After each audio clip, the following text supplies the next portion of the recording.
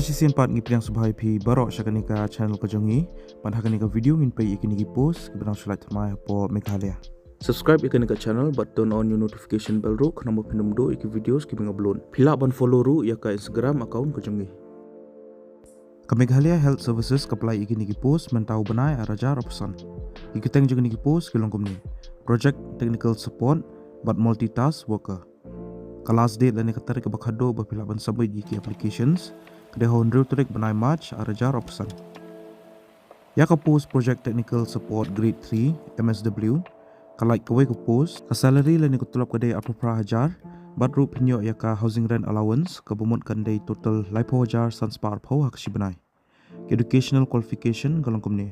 Pelade ban pendap ya ka master's degree haka social work naka recognized institution ba pidero benang bahaya ka local language.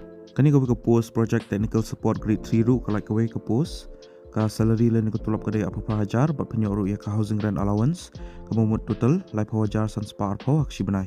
Educational qualification kalau komne pelade ban pendap ya ka graduation haka biochemistry lan biotechnology ba pidero bandan license experience lan pelade ban pendap ya ka post graduation haka subject kebayahab padru pidi bandang bahaya ka local language. Ka project technical support grade 2 kalai kawai ka post ka salary len ko tulap pada 4 hajar hak si banai pat penyo ru ya ka housing rent allowance ka bumut total 4 hajar praspa hak si banai. Ka educational qualification kalau komne pelade ban pendap ya ka class 12 science badru pidi bandan ya ka diploma MLT lan DMLT ba pidi ru bandan sansnam experience haka field lan subject kebayahab.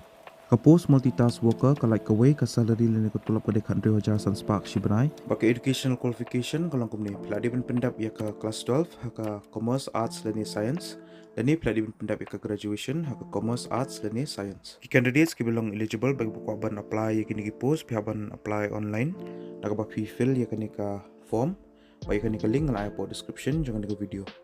Pihabro ban scan yaki documents ke jang pi kumki qualification certificate, work experience certificate, ID bagi giveaway. Ba pidi ban enter yakini baro ha kawai ka PDF file ka bade hapo ka size 1 MB.